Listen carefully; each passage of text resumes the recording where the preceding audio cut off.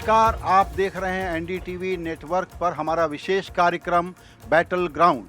2024 के लोकसभा चुनाव के लिए आपको तो पहले से पता ही है कि चुनाव का मतलब होता है एनडीटीवी पे चुनाव की खबरें देखना और एनालिसिस को समझना। और ये पहला कार्यक्रम हम लेकर के आ रहे हैं मुंबई के मरीन ड्राइव से। अभी आपने लॉन्ग शॉट में देखा। हम बता दें कि हम कहाँ हैं। हम हैं मरीन ड्राइव पर, बिल्कुल उस गेट के बाहर जिसको एग्जिट पॉइंट कहेंगे, जो अंडरपास बना है वर्ली से मरीन ड्राइव लाने के लिए और आगे नरीमन पॉइंट जाने के लिए, जो आधे घंटे से 35 मिनट से का जो रास्ता था अब वो 8 मिनट का हो गया है। हमारे कई मेहमान अभी उसी रास्ते से आए हैं। इस चुनाव की खास बात क्या है? खास बात ये है कि ये बड़ा प्रिडिक्टेबल लगता है। तो ये तो मीडिया के लिए बड़ा बोरिंग है कि अगर कांटे की टक्कर है नहीं तो चुनाव तक हम मोमेंटम कैसे बना करके रखेंगे। लेकिन ये चुनाव दरअसल बहुत ही इम्पॉर्टेंट है, बहुत ही दिलचस्प है और ऐतिहासिक है। दुनिया के सबसे बड़े लोकतंत्र का सबसे बड़ा चुनाव होने जा रहा है, जिसका असर भारत ही नहीं पूरी दुनिया पर होने जा रहा है। और इस चुनाव में हम सबको किस तरह से शिरकत करना चाहिए ये तो ज़रूरी है ही, लेकिन उसके पहले ये जानना भी ज़रूरी है कि मुद्दे क्या हैं, शतरंज पे गेम क्या खेली जा रही है, कौन मजबूत है, कितना मजबूत है, किसकी कितनी सीटें। और इसमें हल्ले गुल्ले से दूर आपको चाहिए इंसाइट। इसीलिए आजकल गारंटी का ज़माना है, तो एनडीटीवी पर हम आपको बेस्ट एनालिसिस की गारंटी दे रहे हैं। क्यों दे रहे हैं आपको भी पता लगेगा जब मैं मेहमानों से आपका परिचय कराने जा रहा हूँ। मेरे लेफ्ट साइड से संदीप शास्त्री जी हैं, बड़े भारी शिक्षाविद हैं और साथ ही में सेफोलॉजिस्ट हैं। पूरे भारत के हर क्षेत्र के चुनाव की गणना जो है इनसे हम समझते हैं। डॉक्टर मनीषा प्रियम है, ग्रास रूट पे भी काम करती हैं, स्कॉलर हैं, सोशल साइंटिस्ट हैं, एलएसी से पीएचडी की हुई है इन्होंने।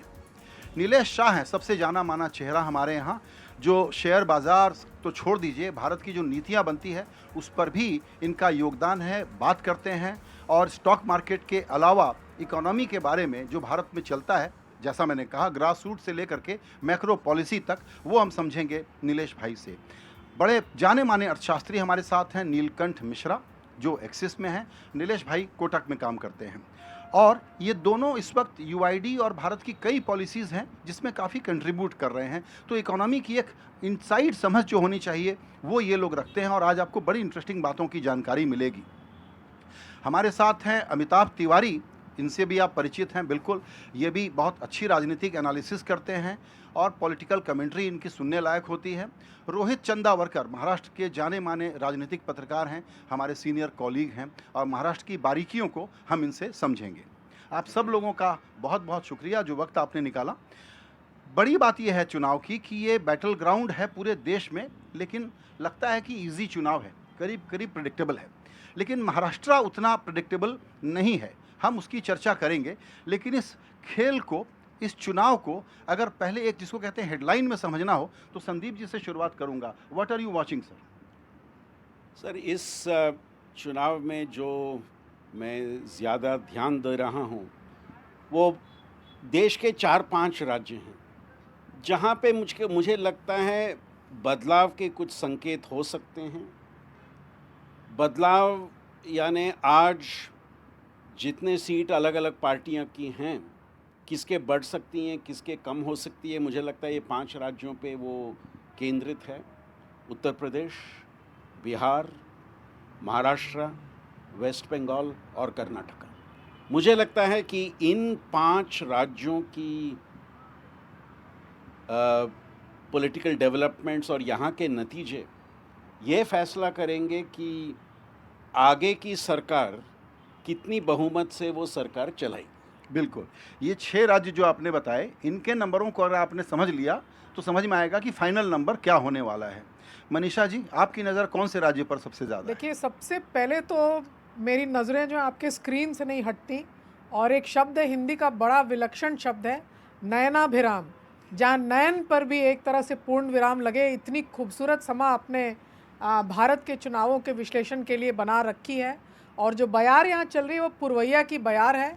और मैं ये मानती हूँ कि यद्यपि कि गुरुदेव कविवर भारत की जब संरचना उन्होंने की तो पंजाब, सिंध, गुजरात, मराठा का नाम लिया, तो इसमें पंजाब एक तरफ की हवा दिखलाता है, बंग भाषी जो वो एक तरफ की दिखलाते हैं। तो अभी भी कुछ राज्य जिनमें कि हम टटोलेंगे कि कौन सी निधि जो है वो भारत की निधि तय करेगी, उनमें बिहार आगे रहेगा।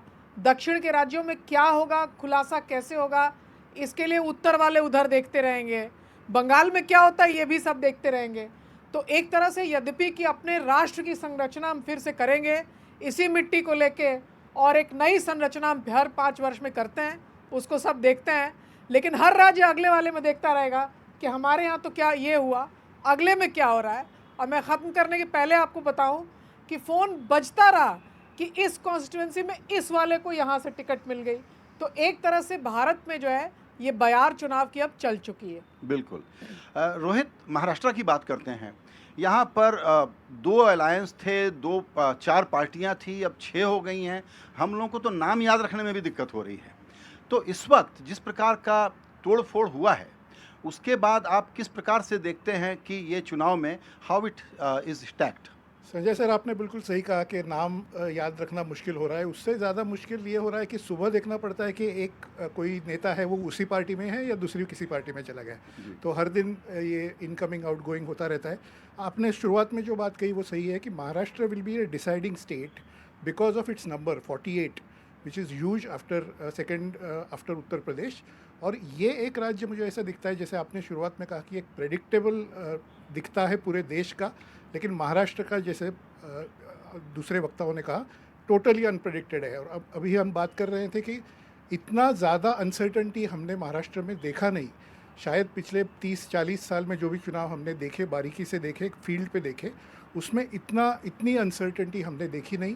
तो कहीं पे रूरल एरियाज़ में कास्ट फैक्टर अचानक चल रहा है, शहरों में विकास का मुद्दा चल रहा है। तो ऐसा ये पता ही नहीं चलता है कि विकास वाले ज़्यादा इन्फ्लुएंस करेंगे, जो विकास के लिए अच्छा बात कर रहे हैं वो करेंगे, या गांव में जो थोड़ा कास्ट फैक्टर है वो ज़्यादा इन्फ्लुएंस करेंगे। इसलिए ये बहुत बारीकी से देखना पड़ेगा और बहुत अनप्रेडिक्टेबल रहेगा, ऐसे मुझे लगता है। बिल्कुल। चूँकि आपने कास्ट का ज़िक्र किया तो एक सवाल आगे भी चर्चा के लिए आप लोगों के लिए हम रखेंगे। लेकिन अमिताभ, आपसे, हम लोग पुराने कन्वेंशनल तरीक़ों से जिस तरीके से एनालिसिस करते आए हैं, वो भी हम लोगों के लिए एक नया चैलेंज है। कास्ट के नंबर देखेंगे, कौन किसके साथ, पर हम प्रिजम्पटिव एनालिसिस कर रहे होंगे। जबकि इन दिनों जो नैरेटिव चला है और जो डायरेक्ट बेनिफिट ट्रांसफ़र चला है, उसने एक प्रकार का वोटर का सेक्युलराइजेशन पहले से ज़्यादा कर दिया है। Secularisation in the technical terms मैं इसको कह रहा हूँ। तो क्या आप मानते हैं कि ये कास्ट वाले फैक्टर से भी चुनाव हम देखेंगे तो गलतियाँ करेंगे इस बार? नहीं, मतलब भाजपा ने कास्ट पॉलिटिक्स में क्लास पॉलिटिक्स का तड़का लगा दिया है, जिसकी वजह से यूपी जैसे जातिवाद राज्य में भी 2022 के चुनाव में सिर्फ 4% लोगों ने जातिगत आधार पर वोटिंग किया था। और जो बेनिफिशियरीज़ की बात आप कर रहे हैं, अगर हम स्टेट और सेंट्रल गवर्नमेंट बेनिफिशियरीज़ को मिला लें तो लगभग 33%, 22% सेंट्रल गवर्नमेंट और 11% स्टेट गवर्नमेंट के स्कीम्स एज़ पर एक्सिस माई इंडिया सर्वे, उसके बेसिस पे वोटिंग हुई। तो काफ़ी कॉम्प्लेक्स हो गया है वोटिंग बिहेवियर। हम जितने लोग भी यहाँ बैठे हैं, सबका एक यूनिक कारण है वोटिंग बूथ पर जाकर के वोट डालने का। वोटिंग एक इमोशनल डिसीजन होता है, कोई रैशनल डिसीजन नहीं होता। It can be as silly as a reason कि मैंने एमपी को अपने बेटे के बर्थडे पे बुलाया था, वो आया नहीं, बगल वाले के यहाँ आया था। It can be as silly as reason as this. लेकिन कोई भी चुनाव जो है वो भारत में 3 कारणों की वजह से डन डील नहीं है। पहला है कि भारत में लेट डिसाइडर्स बहुत ज़्यादा होते हैं, 25% से 30%, CSDS के सर्वे के अनुसार ही, जो अंतिम दिन डिसाइड करते हैं या 2 या 3 दिन पहले डिसाइड करते हैं कि हम किसको वोट करेंगे। इतना तो विक्ट्री मार्जिन भी नहीं होता। और Maharashtra is among the top states which is the late deciders, who has a maximum number of late deciders. दूसरा होता है 25% लोग कैंडिडेट के नाम पर वोट करते हैं आज भी, 2019 लोकसभा में भी, और अभी तो कैंडिडेट्स भी अनाउंस नहीं हुए हैं सारी पार्टियों के। ये 2 मुख्य कारण हैं। और तीसरा है, भारत में लॉयल वोटर्स यानी जो हार्डकोर आइडियोलॉजिकल वोटर हैं वो सिर्फ 31% हैं, यानी 69% are floating voters, are not ideologically aligned to any party, and they are the king makers और डिसाइडर्स। और जैसा सर ने कहा महाराष्ट्र में, एक लास्ट बात, महाराष्ट्र में किसी को नहीं पता कि एक्चुअली क्या होने वाला है। मुख्य जो मुद्दा है वो है who is the real Shiv Sena, that nobody knows, क्योंकि आज तक वो टेस्ट नहीं हुआ है. And who is the real NCP, that nobody knows as of now. बिल्कुल, रोहित से पूछेंगे कि जनरल परसेप्शन क्या है, कि किसको असली सेना माना जा रहा है, लेकिन आपने जो बातें बताई उसमें एक तो अच्छा है कि थोड़ा सस्पेंस और थ्रिल हमारे लिए बना रहेगा. जितना अनप्रिडिक्टेबल है उतना हम लोग हैप्पी हैं, या अनप्रिडिक्टेबिलिटी के लिए अलग अलग आर्गूमेंट दे रहे होंगे, ठीक है. लेकिन आपने जो बात कही उससे एक बात और निकल करके आती है, वो ये है कि एक फैक्टर ओवर डोमिनेंट हो गया है, वो है मोदी की लोकप्रियता. प्राइम मिनिस्टर नरेंद्र मोदी इस वक्त चुनाव के सारे कन्वर्सेशन में इतना ज़्यादा डोमिनेट कर रहे हैं कि बहुत सारे ये जो प्लसेस और माइनसेस हैं उसको वो लेवल कर रहे हैं अपने प्रीमियम वोटर से. प्रीमियम जो उनका है अपना खुद का. Do you think that is also a play? See, अगर 2019 की बात करें तो फिर संदीप शास्त्री जी का ही नंबर है, मैं उनके ही नंबर को कोट कर रहा हूँ कि बीजेपी को जिसने भी वोट किया उसमें से एक में से 3 वोटर मोदी फैक्टर था, यानी मोदी के नाम पे उन लोगों ने वोट किया. 10 में 3.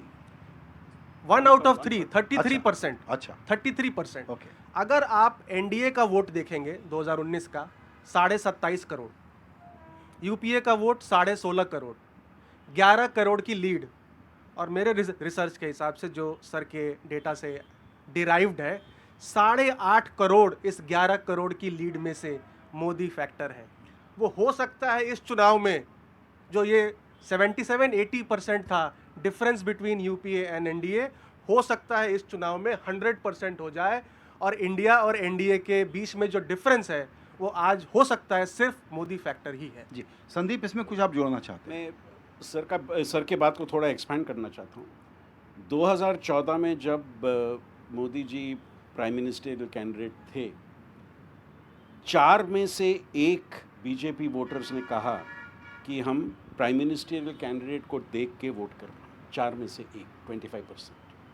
2019 में वो 32% तक चला गया, 1/3 तक चला गया. अब 2019 से आज तक आप वो समय देखें तो एक मेजर चेंज बीजेपी और एनडीए की स्ट्रैटेजी में ये रही है कि प्राइम मिनिस्टर का एक फोकस. आज हम सब आप बीजेपी के लीडर्स के किसी के भी स्पीच को आप सुनेंगे तो मोदी गारंटी एक बहुत ही बड़ी वाक्य का उपयोग सब करते हैं, प्राइम मिनिस्टर खुद करते हैं. सो ये 24 से 32 जो गया, इस बार मुझे लगता है और ज़्यादा जाएगा in terms of Modi factor deciding BJP को. Again this builds up further curiosity कि ये नंबर भी अब हम लोग ट्रैक करते रहें अभी से चुनाव तक. ये पॉसिबल है? हाँ, ये पॉसिबल है, वेरी मच है. बिल्कुल. इसमें एक बात अभी और हम लोग गहराई में जाएंगे, ये जो सारे इक्वेशंस काम करेंगे किस तरह से करेंगे, लेकिन थोड़ा सा एक नज़र डालते हैं कि इश्यूज़ क्या हैं और किस तरीके से फ्रेम हो रहे हैं. तो उसमें जो हेडलाइन निकल करके आ रही है और प्राइम मिनिस्टर मोदी का जो पूरा कैंपेन है उसमें एक पहला वाक्य और पहला वर्ड पकड़ते हैं, वो है कि अगले कार्यकाल में 5 ट्रिलियन की इकोनॉमी इसको बनाना है. ये बहुत बड़ा वादा है. इस वादे को पूरा करने के लिए क्या करना होगा, ये वोटर समझना चाहेंगे जब वो अपना चॉइस डिसाइड करेंगे कि आप सही बोल रहे हैं या गलत बोल रहे हैं. नीलकंठ जी. नहीं, देखिए, इस पे डिलीवरी जो है वो प्राइवेट सेक्टर ही करेगी. तो इसमें सरकार जो कोशिश कर रही है पिछले कुछ वर्षों से कि मैक्रो इकोनॉमिक स्टेबिलिटी पे फोकस करे, कि आपको हमने बता दिया कि भाई देखिए ग्रोथ मोटा मोटी इतनी ही होगी, आपका इन्फ्लेशन जो है वो मोटा मोटी इतना ही होगा, इंटरेस्ट रेट इस तरह से स्टेबल होगा, एक्सचेंज रेट इस तरह से स्टेबल होगा. तो अगर कोई पूंजीपति अगर निवेश करने को तैयार हो रहा है तो उसको अगर ये क्लियर हो जाए कि भाई अगले 4-5 साल तक ऐसे चलने वाला है, तो उसके इन्वेस्ट करने के चांसेस बढ़ जाते हैं. और जब 4 लोग इन्वेस्ट करते हैं तो 5 और लोग भी आ जाते हैं कि भाई इसके कारण ही इकोनॉमिक ग्रोथ हो जाएगी जब इतने लोग इन्वेस्ट करेंगे. तो मेरे हिसाब से अभी तक का, और आप देखें जो बजट में भी जब सरकार ने वित्तीय घाटा खुद से 5.1% कर दिया, जबकि पूरी मार्केट तैयार थी कि 5.4% हो, तो ये जो स्टेबिलिटी ओवर ग्रोथ का जो पर्पज़ है ये मेरे ख्याल से काफ़ी टाइमली भी है, क्योंकि अभी हमारी रियल एस्टेट मार्केट जो है वो अभी 10 साल के डाउनटर्न के बाद फाइनली उठनी शुरू हुई है. ये बहुत पावरफुल इकोनॉमिक फोर्स है. तो इससे जब घर बनने शुरू होते हैं तो फिर स्टील की डिमांड, सीमेंट की डिमांड, टाइल की डिमांड, लेबर की डिमांड सब बढ़नी शुरू होती है। तो मेरे हिसाब से इकोनॉमिक पर्सपेक्टिव से ग्रोथ की विजिबिलिटी अभी काफ़ी अच्छी है। बिल्कुल। नीलेश भाई, शेयर मार्केट बड़ा मिस्चीवियस है। उसको अगर कोई ठीक से पढ़े तो वो बता देता है कि उसको पहले क्या पता है। तो जिस प्रकार का इंडेक्स चल रहा है वो करीब-करीब ये माने बैठा है कि अब की बार 400 पार। Is that right? So market continuity of government और गवर्नेंस दोनों को काउंट कर रहा है। ये सिर्फ $5 ट्रिलियन की खेल नहीं है, ये अमृत काल में विकसित देश होने की खेल है। एंड हमने हमेशा देखा है कि आज़ादी के समय हम और जापान पर कैपिटा जीडीपी में इक्वल थे या पीछे थे वो हमसे। 1960 में साउथ कोरिया और हम एक दूसरे के आसपास थे। 80 में चाइना और हम एक दूसरे के आसपास थे। ये सब लोग हमें पीछे छोड़ के बहुत आगे चले गए। हमने 2 कदम उठाए, उन्होंने तो 2 किलोमीटर चल दिए। सो अब की बार मार्केट ये डिस्काउंट कर रहा है कि ये अमृत काल में भारत विकसित देश हो जाएगा और जो लोग हमें पीछे छोड़ के हमेशा चले जा रहे थे हम उनके साथ हो जाएंगे। और ये विश्वास इसलिए पैदा होता है कि 2014 में भारत जो 10वीं बड़ी अर्थव्यवस्था विश्व की आज 5वीं हो गया है और अगले 5 साल में तीसरी के ऊपर पहुंच जाएगा और अमृत काल के अंत तक हम दूसरे के साथ उसे नैरो कर देंगे। तो ये सिर्फ 5 ट्रिलियन का खेल नहीं है, ये विकसित देश होने का खेल है और मार्केट को विश्वास है कि सरकार और गवर्नेंस दोनों इसी दिशा में काम करते रहेंगे। बिल्कुल। और विपक्ष का क्या नैरेटिव है, इस पर मैं मनीषा जी से पूछूंगा, लेकिन उसके पहले आप दोनों में से जो भी जवाब देना चाहें वो ये है कि 2 मुद्दे विपक्ष उठाए न उठाए, पब्लिक की तरफ से जो आते हैं, जब हम फैक्टर देखते हैं कि क्या परेशानी है आपको, तो एक तो एम्प्लॉयमेंट है, क्लियर कट पहला फैक्टर, और दूसरा है महंगाई। तो इस पे जो रूलिंग इस्टेब्लिशमेंट, रूलिंग पार्टी जो कह रही है और जो ग्रास रूट रियलिटी है वो क्या है? तो देखिए, ये जो कोविड का जो क्राइसिस हुई, उससे इकॉनमी जहाँ होनी चाहिए थी उससे करीब 1 साल पीछे है। तो जैसे अगर एक वो जो प्री कोविड पाथ कहते हैं, तो we are about 7% below that, and given that our economy grows at about 7%, हम लोग करीब 1 साल पीछे हैं उससे। अब ये इससे क्या होता है कि जो वो जब लॉकडाउन्स हुए तो आपने मैन्युफैक्चरिंग कैपेसिटी बंद कर दी, आपने केपेक्स बंद कर दिया और डिमांड भी ख़त्म हुई। जब इकॉनमी खुली तो फैक्ट्रीज बननी शुरू हुई और डिमांड भी आ गई। लेकिन लेबर सप्लाई को आप रोक नहीं सकते, क्योंकि उस समय जो 21 साल के या 24 साल के जो भी हुए या 18 साल के हुए, तो वो लेबर फोर्स में आ गए। हमारे पास अभी मार्केट में, लेबर मार्केट में 1 साल एक्स्ट्रा लोग हैं, यानी कि करीब 1 से सवा करोड़ लोग एक्स्ट्रा हैं। और ये समस्या यूरोप में नहीं है, चीन में नहीं है, जापान में नहीं है, क्योंकि वहाँ पे लेबर फोर्स श्रिंक कर रही है। तो वहाँ पे भी वो लोग 1-1.5 साल पीछे हैं अपनी, जहाँ पे प्री कोविड के पहले होते। तो इस कारण से लगता ये है कि शायद जॉबलेसनेस है, बट जॉब्स क्रिएट हो रही हैं। जैसे अगर इकॉनमी हमारी अगर 7-8% पे ग्रो कर रही है, तो जॉब्स जो हैं वो 5% पे ग्रो कर रही हैं। बट मुश्किल ये है कि अभी लेबर सप्लाई बढ़ी हुई है। तो अगर हम ग्रोथ को मतलब बेसिकली लेबर सप्लाई को एब्जॉर्ब करना चाहेंगे तो हमें 7% से बहुत ज़्यादा ग्रो करना होगा। तो यानी कि 8-9% पे ग्रो करना होगा, जो कि मेरे हिसाब से 4 से 5 साल में ये लेबर एब्जॉर्प्शन हो जाएगा। इसके साथ ही हमें देखना होगा कि इन्फ्लेशन इसके कारण कम होता जा रहा है। तो जैसे इन्फ्लेशन में भी 2 पार्ट होते हैं, एक फूड होता है और एक कोर इन्फ्लेशन होता है। कोर इन्फ्लेशन अभी 4 के बहुत नीचे आ गया है और यही सस्टेनेबल इन्फ्लेशन होता है, क्योंकि लेबर के पास अभी प्राइसिंग पावर नहीं है, इसलिए इन्फ्लेशन कम होता जा रहा है।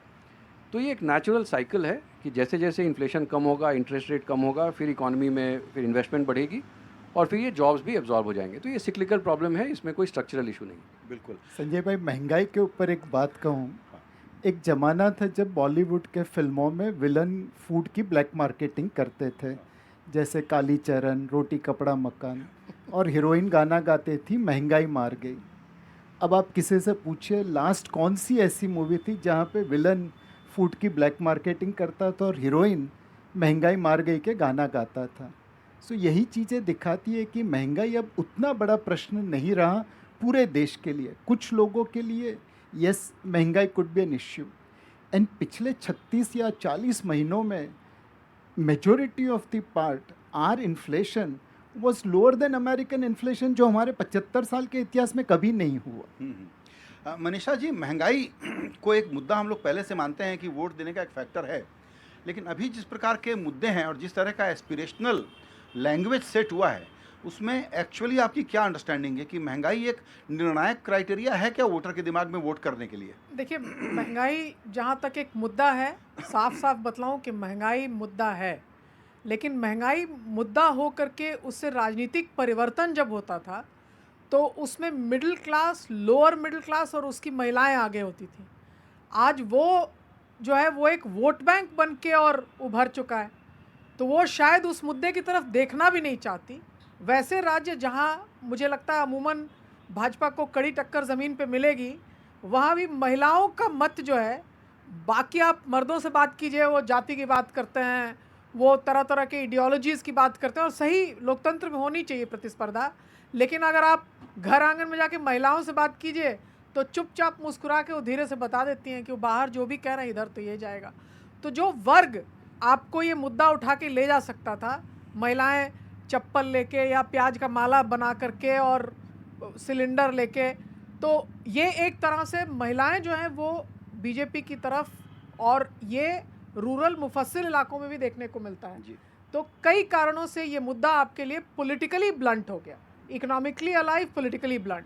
और जहाँ तक जो बेरोज़गारी का मामला है, वंस अगेन ह्यूज इशू, और युवा वर्ग खास करके हमारे जिन राज्यों को हम बीमारू बुलाते हैं, उनमें विश्व की सबसे बड़ी युवा की, गरीब युवा की, जो पहली बार स्कूल कॉलेज जा रहा हो, उसकी जनसंख्या विश्व की सबसे भारी जनसंख्या होगी। लेकिन वो किस पे विश्वास करता है कि आज नहीं तो कल कुछ परिवर्तन होगा, कहीं नौकरी लगेगी, ट्रेन से पकड़ के कहीं जाएंगे तो कोई काम मिलेगा। एक बड़ा फैक्टर तो है। भरोसे वाली पार्टी अगर उनसे आप पूछिए तो आपको जवाब समझ में आएगा। मुझसे विदेश से कई लोग पूछते हैं कि क्यों इन बातों पे युवा जो है आक्रोश से भरा हुआ नहीं दिखता है, तो उसका जवाब ये है कि युवा को ये दिक्कत है, मगर वो किस पे भरोसा करता है कि इस पे डिलीवर करेगा। इस प्रश्न का जब जवाब आप लेंगे तो आपको इशू दिखेगा। है, लेकिन उसका कोई मैनिफेस्टेशन नहीं है। संजय जी, पिछली 20 साल के आप सर्वेज देखिए, मैंने आज तक एक ऐसा सर्वे नहीं देखा है जहां बेरोजगारी या कीमतों का बढ़ना पहले, दूसरे, तीसरे स्थान में ना हो। कोई भी आप सर्वे देखिए जी। अनएम्प्लॉयमेंट, प्राइस राइज तो पहले दूसरे स्थान में ज़्यादातर रहे हैं। पर यहाँ पे जो मनीषा जी ने कहा उस पे मैं एक ऐड करूँगा। लोगों के मन में ये बात है कि हम इन दोनों समस्याओं को फेस कर रहे हैं, इस पे दूसरी राय नहीं है जी। लेकिन इस समस्या के परिहार किसके हाथ में है, किसको हम देखें कि इस समस्या का उनसे परिहार हो, उनसे सॉल्यूशन हो, वो कभी कभी हमें चुनाव का नतीजा बताता है। दूसरी बात, जब हमारा वोटर ईवीएम के सामने खड़ी होती है और बटन प्रेस करने का प्रश्न आता है, उस समय उनके मन में क्या होता है? क्या वो बेरोजगारी और प्राइस राइज का प्रश्न उनके मन में रहता है, या और कोई विषय को उस समय ध्यान में देके वोट करते हैं? जी। और ये बात आई थिंक काफ़ी इस पे आज शोध हो रहा है कि इमोशनल इश्यूज जो लोगों को मैटर करती हैं जी। वो क्या यहाँ पे फ़र्क कर रही हैं या नहीं? तो उसमें तो बीजेपी एक तरीके से बहुत ही स्मार्ट पार्टी है, जो अपने कम्युनिकेशन को यूं फ्रेम करती है कि वो आपके मन को छूना, इंगेज करना, डिलाइट करना, होप देना, सब एक साथ कर लेती है, और ये कम्युनिकेशन का काम होता है। एक दूसरा चैलेंज मैं फेस कर रहा हूँ, जैसे मुझे याद है कि 5 ट्रिलियन इकोनॉमी की बात करूँगा जी मैं नीलकंठ जी से अगर पूछना होगा तो, उसी प्रकार मैं रियली कोशिश कर रहा हूँ, और इसको कोई आप ये मत समझिए कि मैं कोई स्टाइल मार रहा हूँ, वो ये कि विपक्ष का मुद्दा क्या है, कहानी एक लाइन में, हेडलाइन में क्या है, ये मैं समझने की कोशिश कर रहा हूँ कि व्हाट आर यू सेलिंग, और मुझे समझ में नहीं आ रहा है। आप बताएं अमिताभ कि विपक्ष का क्या नैरेटिव है, वो क्या मुद्दा उठा रहे हैं? विपक्ष एक्चुअली कंफ्यूज्ड है अभी बहुत ज़्यादा, क्योंकि कास्ट सेंसस को एक बहुत बड़ा मुद्दा उन्होंने बनाया था। लेकिन 2023 के विधानसभा चुनाव में हमने देखा कि कास्ट सेंसस बिल्कुल ही नहीं चला। 3 राज्य जहाँ पे कांग्रेस पार्टी फेवरेट थी 2 राज्यों में जीतने की, वहाँ पे वो हार गई। तो सोशल जस्टिस जो उनको एक मुद्दा है वो कहीं ना कहीं पंक्चर हो गया। और उसके जो एक तरह से जो टॉर्च बेयरर थे नीतीश कुमार जी, जिन्होंने बिहार में कास्ट सेंसस किया और उसके रिजल्ट भी पब्लिश कर दिए, वो हॉप करके वापस आज एनडीए में आ गए।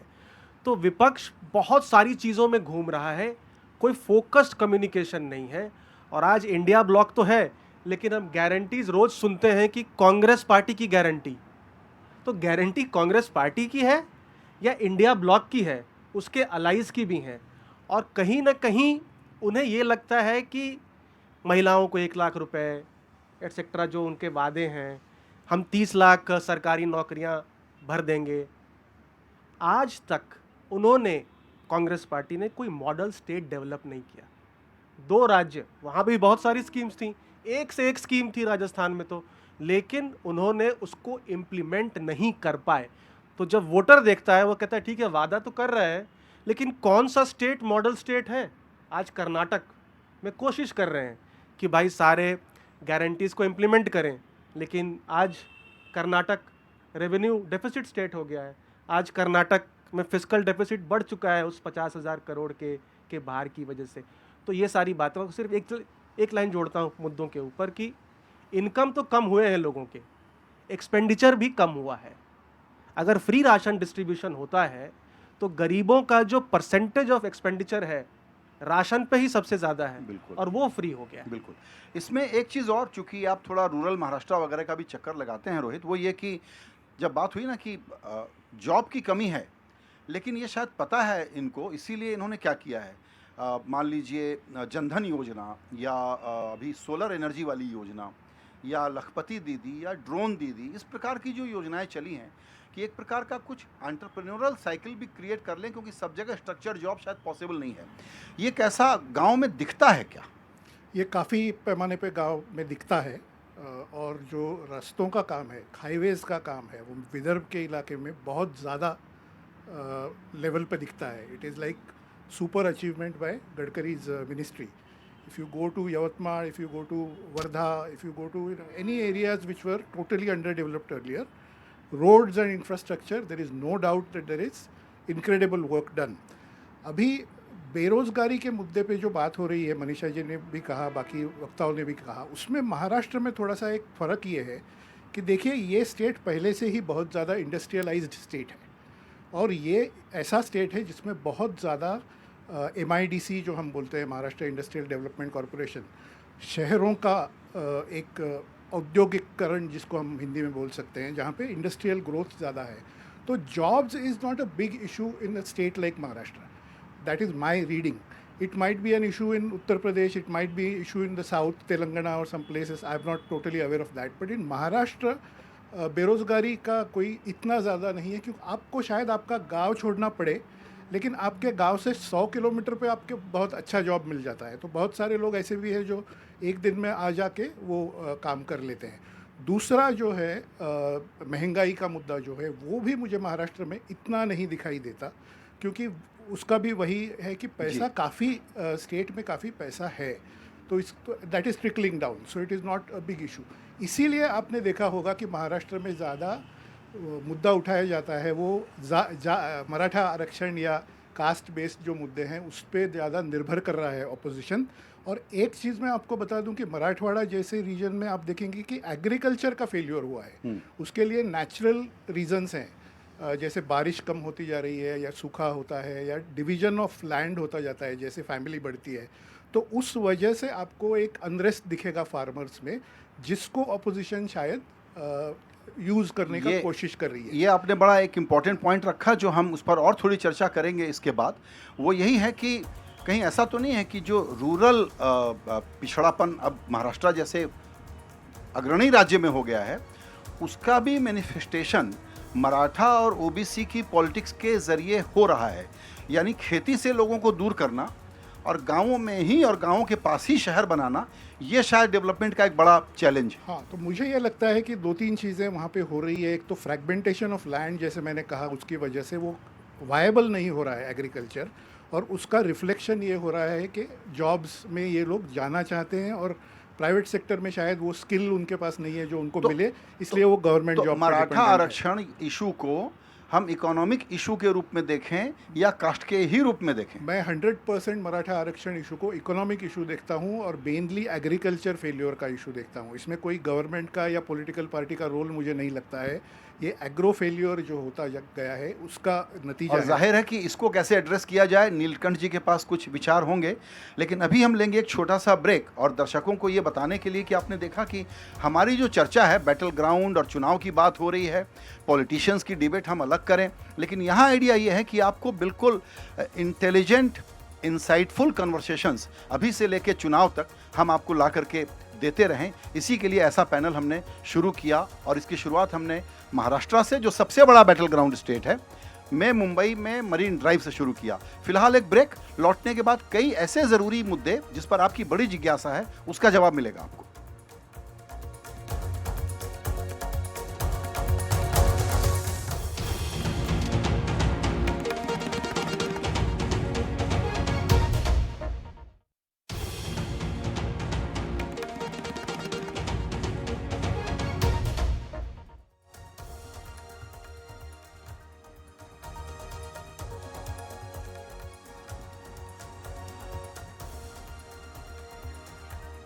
You are watching Battleground on NDTV channels. We are at Marine Drive having a distinguished panel of experts to decode this election, and Maharashtra being the most keenly contested state, it is important to pay some attention to this state first.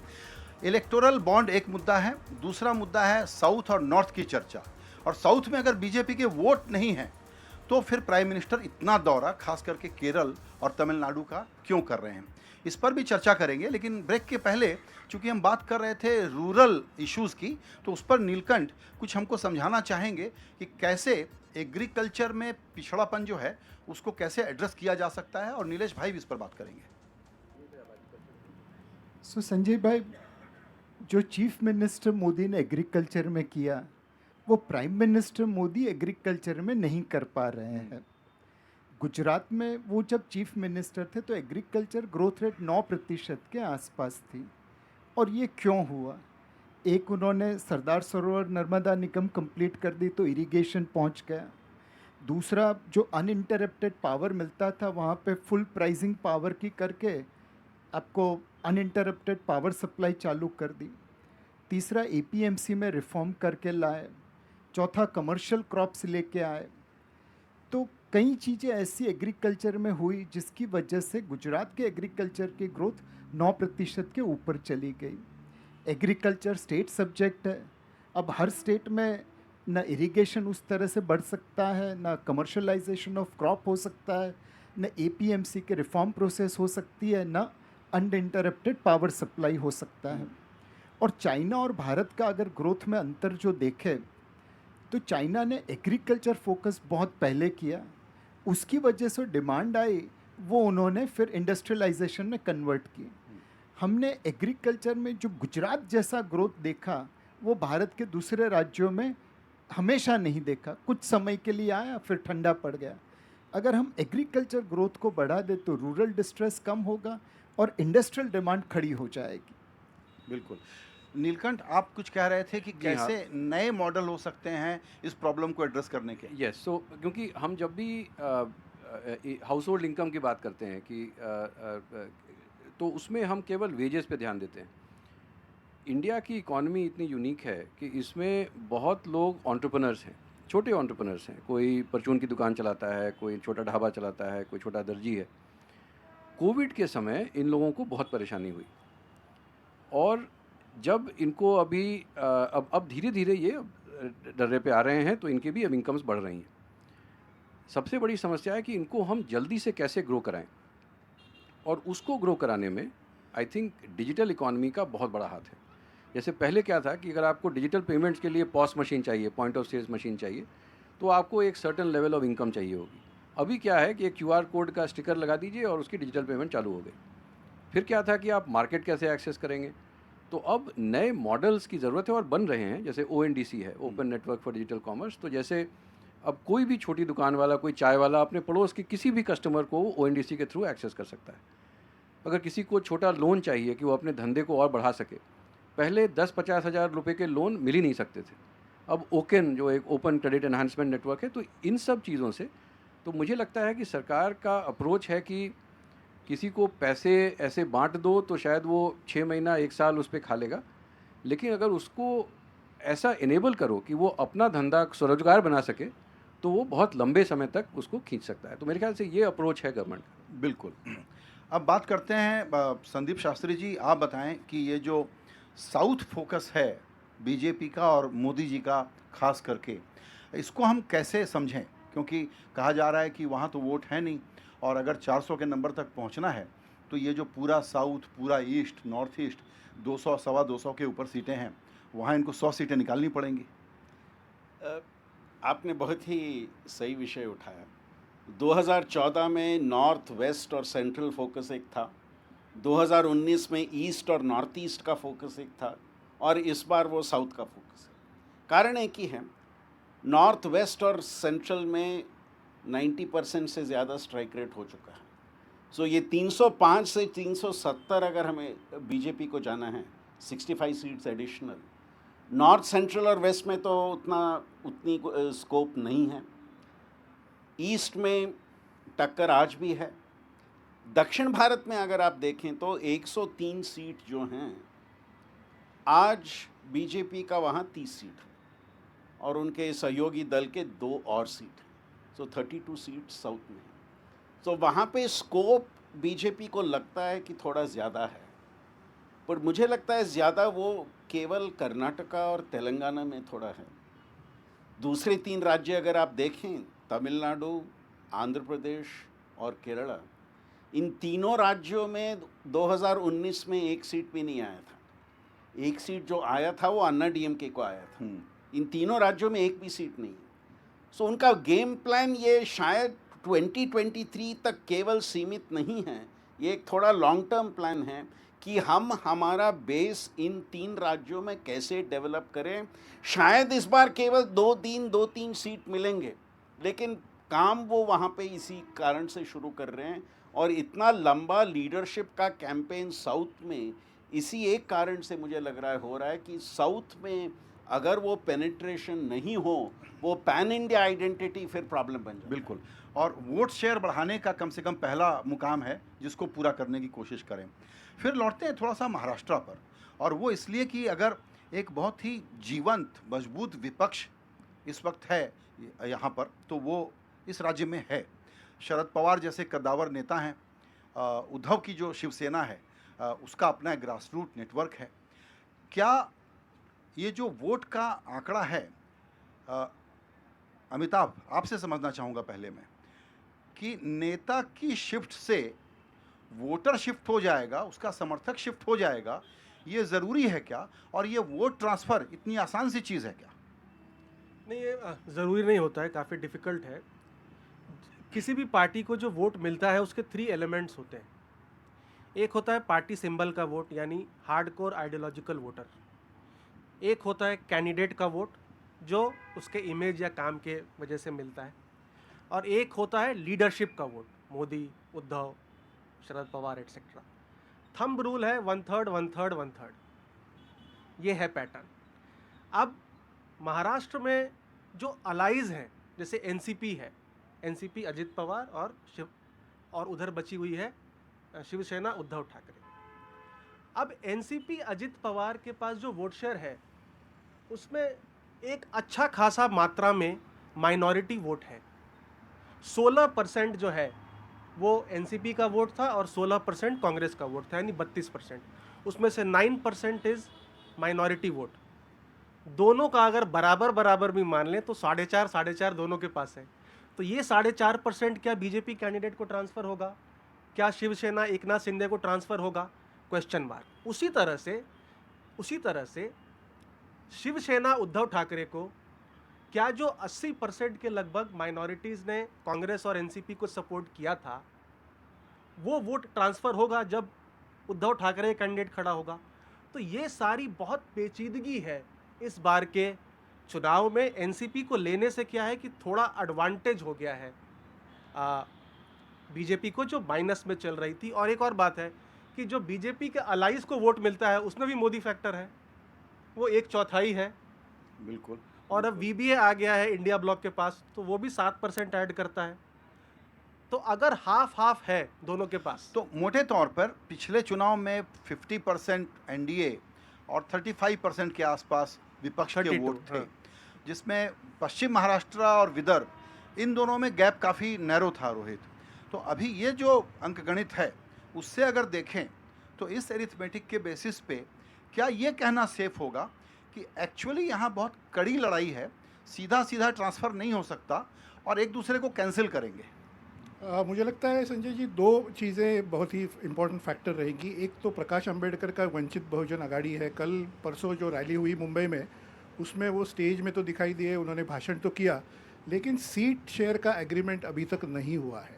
और सुनने में बात ये आई कि कुछ complex चीज़ें उसमें हैं, तो वो कंफर्म नहीं हो रहा है कि वो सचमुच इनके साथ जाएंगे या नहीं जाएंगे। अगर वो गए तो शायद एक डिसाइडिंग फैक्टर बन जाएगा, नहीं गए तो देखिए, पिछले बार का मैं एक एग्जांपल आपको देता हूँ। टेस्ट केस बारामती में सुप्रिया सुळे जी जो फाइट कर रही थी, वहाँ 13 लाख के आसपास टोटल वोटिंग हुआ, जिसमें से 6 लाख से ऊपर 6.5 लाख से ऊपर सुप्रिया सुळे जी को मिला और लगभग 45,000 वंचित बहुजन आघाड़ी ने लिया। तो इसलिए सुप्रिया सुळे जी का मार्जिन कम हो गया। और ऐसा ही अगर दूसरी कॉन्स्टिट्यूएंसीज में हो जाए तो शायद खेल महाविकास आघाड़ी के लिए बिगड़ सकता है। लेकिन अगर प्रकाश अंबेडकर साथ में आए और उनका सीट शेयरिंग एग्रीमेंट हो गया, जो कि अगले 3-4 दिनों में हमें पता चलेगा, तो लगता है कि शायद वो डिसाइडिंग फैक्टर रहेगा और इनको एडवांटेज मिलेगा। दूसरी बात, मैं डेफिनेटली प्रेडिक्ट कर सकता हूँ कि मार्जिन बहुत ही कम रहने वाला है इस बार। विनिंग का मार्जिन आप देखिए, महाराष्ट्र में किसी किसी कॉन्स्टिट्यूएंसी में 3 लाख, 1.5 लाख, 2 लाख, 2.5 लाख ऐसे रहता था, हमेशा रहता आया है। मैं प्रेडिक्ट कर रहा हूँ कि इस बार वो 40,000, 50,000, 60,000 के आसपास रहेगा। कहीं कहीं तो पुणे जैसी कॉन्स्टिट्यूएंसी में हमने देखा पिछली बार के बहुत ही कम मार्जिन रहा था। संदीप जी, आप इससे एग्री करेंगे क्या? क्योंकि यहाँ पर एक राय और है, वो राय ये है कि last mile, last booth, last voter तक बीजेपी की जो क्षमता है पहुँचने की और उसको बूथ तक लाने की, पब्लिक मूड अगर आपके खिलाफ भी है तो विपक्ष के लोग उसका फ़ायदा उठा नहीं पाते और इस प्रकार का वोटर या बूथ मैनेजमेंट नहीं हो पाता। तो रोहित की बात का काउंटर ये हो सकता है कि ज़रूरी नहीं है कि मार्जिन इतना नैरो हो। नहीं, मैं रोहित जी की बात से सहमत हूँ और उसके साथ मैं और एक बात ऐड करूँगा कि जब महायुति का एक कैंपेन शुरू होता है, क्या वो एक बीजेपी फोकस कैंपेन रहेगा? अगर इस बार देखिए, महायुति में भी बीजेपी का शेयर जो रहेगा, मिनिमम 29 कह रहे हैं, मैक्सिमम 31 कह रहे हैं उनका शेयर। जो पहले सिर्फ 24 था, 24 था, अभी 29 या 31 हो जाएगा। सो बीजेपी की शेयर इसमें ज़्यादा हो रही है। और अगर कैंपेन में बीजेपी फोकस्ड कैंपेन दोनों एनसीपी, अजित पवार और शिवसेना चीफ मिनिस्टर का वो करें, तो शायद उससे कुछ बदलाव आ सकता है। उसी तरह आप आघाड़ी में देखेंगे तो वहाँ कहाँ फोकस होगा? उद्धव ठाकरे पे फोकस होगा, कांग्रेस पे फोकस होगा, शरद पवार पे फोकस होगा, वहाँ वो आई थिंक डिसाइड करेगा। सो किस तरह से कैंपेन में दोनों अलायंसेस में सेंट्रल फैक्टर क्या होगा, और जैसे अभी कहा गया प्रकाश अंबेडकर का रोल क्या होगा, आई थिंक इन 2-3 फैक्टर्स को आपको ध्यान में रखना पड़ेगा कि किस तरह ट्रेंड राज्य में जा सकता है। बिल्कुल। मनीषा जी, देखिए, अभी जो चर्चा हो रही है, सारी पार्टी, सारे नेताओं के नाम लिए जा रहे हैं। कांग्रेस यहाँ फ्रिंज फैक्टर, फ्रिंज प्लेयर हो गई है, जबकि महाराष्ट्र में वो एक डोमिनेंट फोर्स हुआ करती थी। इसको कैसे एक्सप्लेन किया जाए?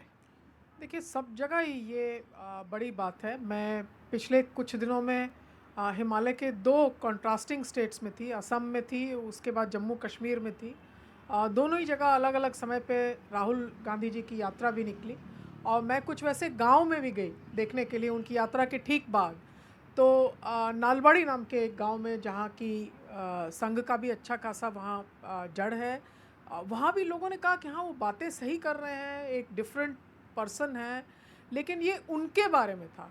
और वहीं तुरंत थोड़े ही दिन बाद प्रधानमंत्री आते हैं तो बड़े बड़े डेवलपमेंट प्रोजेक्ट्स जो हैं उनकी बात हो रही है, प्रधानमंत्री आवास योजना की स्केल पे बात हो रही है। तो लोग ये भारतीय जो परंपरा है राजनीतिक, वो बहुलवादी है, वो एक्सेप्ट करती है कि हाँ वो एक उनमें एक कनेक्ट आ रहा है, मास उनका अपना इमेज राहुल गांधी का इम्प्रूव कर रहा है। लेकिन जहाँ एक लीडरशिप और डेवलपमेंट की बात है, उसमें प्रधानमंत्री नरेंद्र मोदी जो अब बीजेपी के लीडर के हैसियत से कैंपेन कर रहे हैं, वो बाय माइल्स अहेड हैं। तो मैं ये समझती हूँ महाराष्ट्र की आज जो विडंबनाएं हैं, मैंने बिहार में भी ये विडंबनाएं देखी हैं, लेकिन मैं जानती हूँ कि अगर एक नेशनल कैंपेन का मोमेंटम आता है तो लोग अपने इश्यूज़ को रखते हैं। शायद स्टेट इलेक्शंस में वो बातें फिर उजागर हो जाएं, लेकिन कहीं ना कहीं एक नेशनल इलेक्शन जो है उसका मूड एक नेशनल मूड बन जाता है। प्रश्नवाचक लोग लगाते हैं। मैं अगर महाराष्ट्र की मेरी पकड़ उतनी अच्छी नहीं, लेकिन मैं तब भी जहाँ तक हो सकता है वहाँ मैं देखती हूँ। पिछली बार मैंने पवार साहब का कराड़ में वो भाषण सुना था, जो बिजली कड़की और एकदम बारिश से हम भी वहाँ भीगे थे, और महिलाएं संख्या में आके और हमने बैठ के ढाबे पे खाना खाया। उस वक्त मुझे दिखा था कि ये चुनाव बदल रहा है, लेकिन वो महाराष्ट्र का अपना चुनाव था, अपनी लीडरशिप की बात थी। अगर वो वोटर जाके ये पूछेगा कि मैं भारत बनाने का सपना देखता हूँ, और कहीं ना कहीं प्रधानमंत्री नरेंद्र मोदी ने जो अब भाजपा के मुख्य कैंपेनर के रूप में अब चुनाव लड़ रहे हैं, उन्होंने एक दिशा बदली है कि भारत निर्माण के लिए यदि सोचना है चुनाव के बारे में, तो आप किस दिशा में जाएंगे। और महाराष्ट्र वालों को मैं ये संदेश दे के जाऊँ कि हम बिहार में भी बिल्कुल ज़मीन पे कार्यरत हैं। हम ये समझते हैं कि कुछ दिक्कतें अभी भी हैं, वरना इतना सारा गठजोड़ जोड़ना और पॉलिटिकली नॉन क्लीन कि कल जो वहाँ थे उनको भी इधर लेके आए। आज जो 3-4 बजे तक की खबर थी कि छोटे नेता मांझी साहब, उनके लिए भी बिल्कुल केंद्रीय इशारा था कि नहीं, मांझी जी के सीट के लिए बिल्कुल जो एक गया ज़िले में महत्वपूर्ण सीट है उसको लिया जाए। तो एक एक सीट पे आंख है, और तब मैं मानती हूँ कि जो ग्रैनुलर है, लोकल है, वो कहीं भी नेशनल से जो है वो हटता नहीं है। तो लोकल भी देखते हैं, लेकिन लोग देश की दशा और दिशा जब देखेंगे तो किन बातों पे वोट करेंगे। ये आपने इम्पोर्टेंट बात कही जो नज़र रखने की है संदीप जी, वो ये कि लोकसभा में मोदी प्रीमियम फैक्टर एक अलग ढंग से काम करेगा, लेकिन चूंकि डेमोक्रेसी है और बड़ी कैओटिक डेमोक्रेसी है हमारी, तो राज्यों के नतीजे, राज्यों का रुझान कुछ अलग हो सकता है। ऐसा हमने कई जगह देखा है। संजय जी, हम ये हर एक राज्य में देख रहे हैं कि जब उस राज्य में चुनाव होता है और फिर लोकसभा चुनाव होता है, काफ़ी फ़र्क होता है जिस तरह से नतीजे आते हैं। और मैं कहूँगा ये मेरे राज्य से शुरू हुआ, कर्नाटका से शुरू हुआ 1984 में। बिल्कुल, जब लोकसभा चुनाव में राज्य ने कांग्रेस को ज़्यादा सीट्स दिए और 3 महीने के बाद जनता पार्टी को स्पष्ट बहुमत राज्य में दे दिया। ये ट्रेंड आजकल पूरे देश में हम देख रहे हैं। बिल्कुल। चर्चा के बिल्कुल आखिरी हिस्से में एक पॉइंट और मैं टच करना चाहता हूं, जहां मुझे लगता है कि नीलकंठ और नीलेश भाई के विचार होंगे। एक तो मुझे याद आता है गिफ्ट सिटी, क्योंकि मुंबई में बैठे हैं और बात थी कि एक और फाइनेंशियल सेंटर बनाया जाए जो मुंबई के साथ मुकाबला करे। एक लफ्ज़ चला था कॉम्पिटिटिव फेडरलिज्म, लेकिन उसका एक नुकसान है। 2 राज्य आपस में इसके लिए न लड़े ना कि ये प्रोजेक्ट यहाँ रहे वहाँ रहे, और उसके लिए बहुत सारी कंसेशंस, डिस्टॉर्टेड मॉडल्स दे दें और इसमें प्रॉब्लम शुरू हो जाए। क्या कोऑपरेटिव फेडरलिज्म का वक्त वापस नहीं आ गया है? क्योंकि राज्यों में तो अलग अलग पार्टियां, अलग अलग रंग होंगे, लेकिन ये बड़ा ज़रूरी है कि हम लोग वापस कोऑपरेटिव फेडरलिज्म की तरफ लौटें अगर हमको 9% ग्रोथ रेट के साथ 5 ट्रिलियन इकोनॉमी का लक्ष्य अगले कार्यकाल में प्राप्त करना है। तो नीलेश भाई। संजय भाई, कॉम्पिटिटिव फेडरलिज्म भी चाहिए और कोऑपरेटिव फेडरलिज्म भी चाहिए। थोड़ी कंपटीशन ज़रूरी है ताकि लोग दौड़ते रहे। एक किस्सा कहना चाहूँगा सैमसंग का। बहुत साल पहले वो भारत आए, यहाँ पे TV, fridge, AC, mobile phone बनाते हैं और यहीं पे ज़्यादातर बेचते, थोड़ा एक्सपोर्ट करते हैं।